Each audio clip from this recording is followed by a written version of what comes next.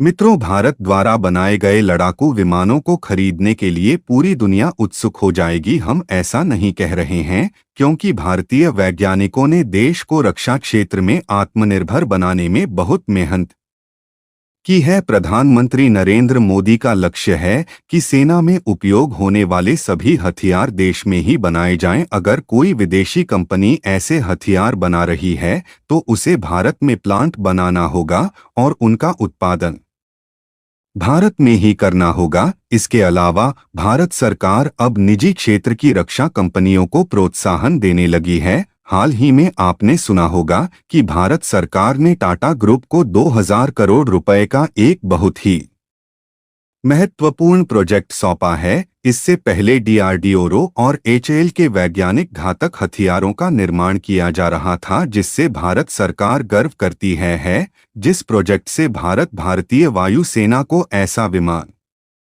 मिलेगा जो किसी भी देश पर एयर स्ट्राइक और हवाई कार्रवाई कर सकेगा। अगर टाटा इसे पूरा करता है तो चीन भी हमसे पीछे हो जाएगा, क्योंकि भारत एशिया में पहला ट्रांसपोर्ट विमान बनाने वाला देश होगा। दूसरा बड़ा हमला होने वाला है। जी हां, जो अपडेट मैं आपको इस वीडियो में देने जा रहा हूं, उसे सुनने के बाद आपका सीना गर्व से चौड़ा हो जाएगा, इसलिए वीडियो को अंत तक जरूर देखें। टाटा द्वारा C-295 ट्रांसपोर्ट विमानों का निर्माण महज एक शुरुआत है। एक ट्रेलर भारत के सुपर पावर बनने की पूरी पिक्चर अभी बाकी है।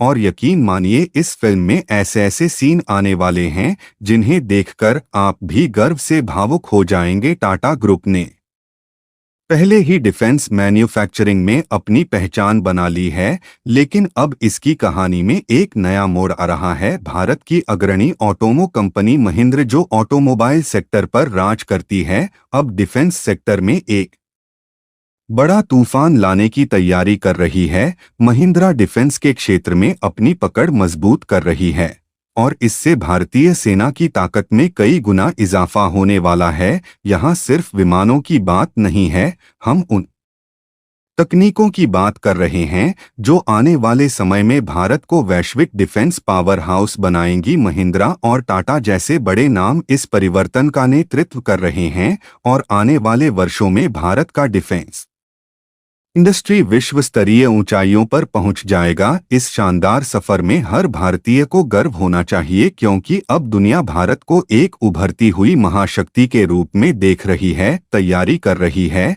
यह तूफान ऐसा होगा जिससे चीन जैसे देश के होश उड़ जाएंगे, उनकी सारी टेक्नोलॉजी धरी की धरी रह जाएगी। दरअसल भारत की सड़कों पर अपनी गाड़ियों से लोगों के दिलों पर राज करने वाली ऑटोमोबाइल कंपनी रही है, जिसका इस्तेमाल करते हुए न केवल सैनिकों और गोला बारूद को चुटकियों में पहुंचाया जा सकता है, बल्कि इसका इस्तेमाल करते हुए दुश्मन पर अटैक भी किया जा सकता है। इस विमान का नाम है C-33 मिलेनियम। यह एक मल्टी मिशन एयरक्राफ्ट है जिसको बनाने में ब्राजील की कंपनी अरेर महिंद्रा फाइनेंस कॉम 30A मीडियम ट्रांसपोर्ट एयरक्राफ्ट को बदलना चाहती है और इसके लिए अरबों डॉलर का कॉन्ट्रैक्ट जारी किया गया है। लिहाजा दुनिया की बड़ी बड़ी हथियार कंपनियों के बीच इस डील को जीतने के लिए रेस शुरू हो गई है और इसी चीज को ध्यान में रखते हुए Brazilian company Embraer defence and security और भारतीय कंपनी संगीत बड़ी company Aerosmith defence and space ने अपने 400A विमान को उतारा है।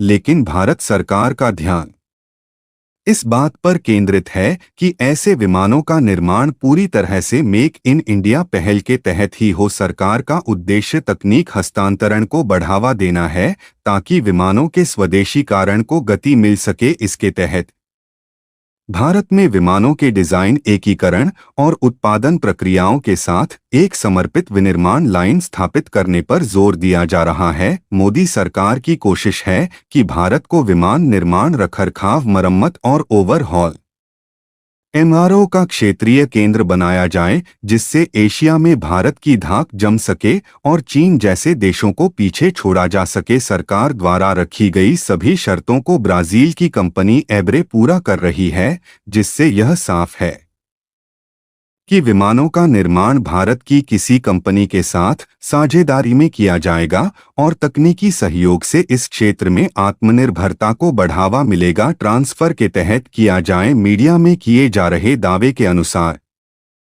यह बात कंफर्म हो चुकी है कि भारतीय वायुसेना के लिए C-390 मिलेनियम विमानों का ही निर्माण किया जाएगा, जिसे संगीत भारतीय वायुसेना द्वारा ही नहीं किया जाएगा बल्कि इनको दूसरे देशों को भी इस परियोजना के तहत भारत को अत्यधिक लाभ मिलने की उम्मीद है, क्योंकि देश में रक्षा विमान उद्योग और एरोस्मिथ में C-390 मिलेनियम ट्रांसपोर्ट विमान का निर्माण शुरू होगा तो इसमें उपयोग होने वाले कई तरह के पुर्जों की आपूर्ति के लिए एक मजबूत सप्लाई चेन की आवश्यकता होगी, जिसे देश की विभिन्न कंपनियां पूरा करेंगी। इस डील से न केवल महिंद्रा बल्कि अन्य भारतीय कंपनियों को भी व्यापक लाभ मिलेगा। इसके अतिरिक्त जब भारतीय इंजीनियर विदेशी कंपनियों के साथ मिलकर ट्रांसपोर्ट विमानों का निर्माण करेंगे तो उन्हें अत्याधुनिक तकनीकी अनुभव और विशेषज्ञता प्राप्त होगी, जिससे भारत की तकनीकी दक्षता और स्वदेशी क्षमता में भी सुधार होगा। भारत में C-390 मिलेनियम ट्रांसपोर्ट विमान के निर्माण से देश को न केवल तकनीकी विशेषज्ञता मिलेगी बल्कि भारतीय इंजीनियरों को विमान निर्माण का महत्वपूर्ण अनुभव भी प्राप्त होगा। अब जानते हैं C-390 मिलेनियम ट्रांसपोर्ट विमान की क्षमताओं के बारे में। C-390 मिलेनियम एक मीडियम साइज ट्रांसपोर्ट विमान है, जिसकी पहली उड़ान 3 फरवरी 2015 को ब्राजील में हुई थी। 2019 में इसे आधिकारिक तौर पर पेश किया गया और अब तक न-3 निनेज मिलेनियम विमान तैयार किए जा चुके हैं। वर्तमान में ब्राजील, पुर्तगाल और हंगरी की वायु सेनाएं इसका उपयोग कर रही हैं, जो इसकी विश्वसनीयता और लोकप्रियता को दर्शाता है। यदि भारत इस विमान का निर्माण शुरू करता है तो अंतर्राष्ट्रीय स्तर पर इसकी मांग और बढ़ेगी और कई देश इसे खरीदने के लिए तैयार रहेंगे। C-390 मिलेनियम को 3 पायलट मिलकर उड़ाते हैं और इसकी उच्च तकनीकी क्षमताएं इसे सैन्य और अन्य महत्वपूर्ण ट्रांसपोर्ट मिशन के लिए एक उपयुक्त विकल्प बनाती हैं, जिसमें 2 पायलट और 1 लोड मास्टर होता है। यह 66,000 किलोग्राम का वजन या 88 सैनिक या 76 स्ट्रेचर और 8 अटेंडेंट या 6 सेट पैराट्रूपर्स को लेकर उड़ान भर सकता है। यानी कि LIC पर यह विमान चीन के खिलाफ गेम चेंजर साबित हो सकता है। इस विमान की लंबाई 112.5 फीट, ऊंचाई 288.10 फीट और विंग स्पैन 115 फीट है। इस विमान में एक बार में 23,000 किलोग्राम फ्यूल आता है और उसे पूरे साजो सामान के साथ एक बार में 5,020 किलोमीटर की रेंज तक उड़ान भरने की ताकत देती है। इसकी अधिकतम गति 9,988 किलोमीटर प्रति घंटा है।